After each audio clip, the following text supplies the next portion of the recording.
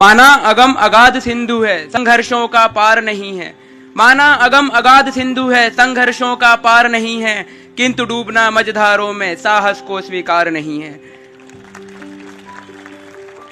शुभ संध्या। यहाँ पधारे समस्त श्रोतागण, समस्त अतिथिगण और मेरे फेलो टॉपर्स।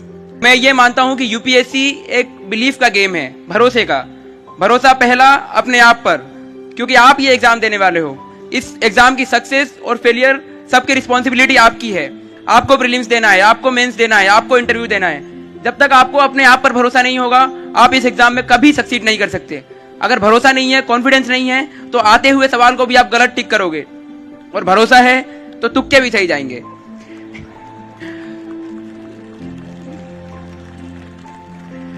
दूसरा भरोसा भगवान पे, क्योंकि मेहनत सब करते हैं और मैं मानता हूं कि मुझसे ज्यादा मेहनत यहाँ बैठे समस्त मेरे फेलो टॉपर्स ने किया है।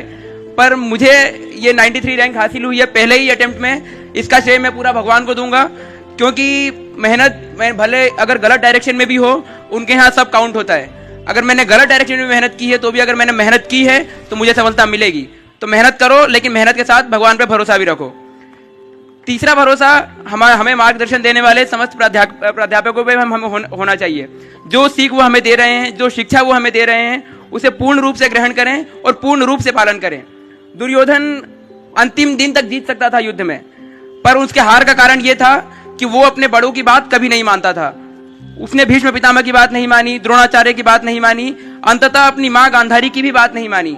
गांधारी ने उससे कहा था कि जाओ गंगा में स्नान करके आओ, जिस भी नदी में, नदी मुझे याद नहीं है, नदी में स्नान करके आओ और मेरे सामने नग्न रूप में आके खड़े हो जाओ, जैसे एक बालक अपनी माँ के सामने खड़ा होता है।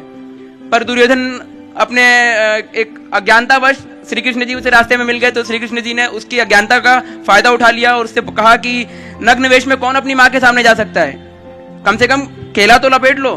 तो केले का जो पत्ता होता है वो उसने लपेट लिया और तब वो अपनी माँ के सामने गया।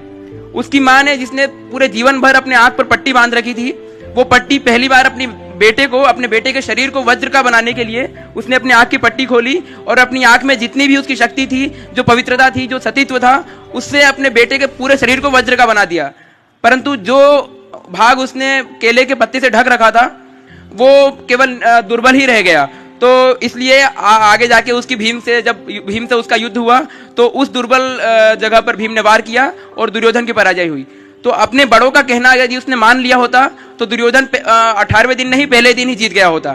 तो हमेशा आपके बड़े जो भी आपको समझाइश दें या आपके मार्गदर्शक जो भी आपको बताएं, उनका पूर्ण रूप से पालन करें और अपनी समझाइश उसमें लगाने की कोशिश मत करें।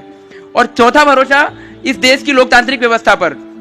मैं एक बहुत हम्बल बैकग्राउंड से आता हूँ। मेरे पापा पेट्रोल पंप पे काम करते थे, अब वो नहीं करते हैं। तो उसके बाद भी यदि मुझे ये सक्सेस मिली है तो मैं इसका श्रेय अपनी कंट्री की डेमोक्रेटिक स्ट्रक्चर को भी देना चाहता हूँ, क्योंकि हमारी कंट्री का लोकतांत्रिक व्यवस्था ऐसी है जिसमें मेरे जैसे व्यक्ति को और मुझसे भी कई अधिक निर्धन व्यक्तियों को भी ये मंच मिलता है जहां मैं आपको संबोधित कर पा रहा हूं इतनी कम आयु में। तो मैं चाहता हूं कि ये हमारे देश की एक व्यवस्था भी इतनी मजबूत है जो हमारे पुरखों का दिया हुआ है, जिससे मुझे ये सफलता मिली है। और आखिरी में तो मैं यही कहूंगा कि अपने आप को कभी अंडर एस्टिमेट मत करें, क्योंकि ये तो एक केवल यूपीएससी के एग्जाम है। मनुष्य में तो वो ताकत होती है कि पर्वत को तोड़ सकता है, पत्थर को पिघलाकर पानी बना सकता है। तो यूपीएससी तो केवल एक छोटा सा एग्जाम है। हाँ, इसे कई लोग क्लियर नहीं कर पाते हैं, कई लोग क्लियर कर लेते हैं, कई लोग फर्स्ट अटेम्प्ट में, कई लोग 6th अटेम्प्ट में, पर क्लियर होता है। और हो सकता है कि जिंदगी ने आपके लिए कुछ अच्छा सोच रखा हो। Everything happens for a good reason. आपके लिए कुछ अच्छा सोचा हो, इसलिए हो सकता है आप इस एग्जाम में सक्सीड नहीं कर पा रहे हो, पर भरोसा रखो। और मुझे भरोसा है आप पे और मुझ पे। आप पे इसलिए क्योंकि ये मराठाओं का एक संघर्ष का प्रतीक है पुणे। सिंहगढ़ के किले से आप प्रेरणा लो, शिवाजी से प्रेरणा लो, पेशवा बाजीराव से प्रेरणा लो और सिंहगढ़ के किले से प्रेरणा लो। मुझसे और हमसे प्रेरणा लेने की आवश्यकता नहीं है। ये पुणे आपको बहुत प्रेरणा दे सकती है। तो आप तो खुद पुणे के वासी हो, तो पुणे से प्रेरणा लो और इस एग्जाम में सक्सीड करो। और दूसरा भरोसा मुझे अपने आप पर है कि मैं एक सच्चा और अच्छा अधिकारी बन के दिखाऊंगा। मुझे किसी चीज का लोभ नहीं है। मैं केवल और केवल जनता के लिए ही काम करूंगा। अंत में तो केवल मैं इतना कहूंगा कि बाधाएं आती हैं आए, घिरे प्रलय की घोर घटाएं। बाधाएं आती हैं आए, घिरे प्रलय की घोर घटाएं। पांवों के नीचे अंगारे, सर पर बरसे यदि ज्वालाएं। निज हाथों में हंसते हंसते आग लगाकर जलना होगा, कदम मिलाकर चलना होगा, कदम मिलाकर चलना होगा। धन्यवाद।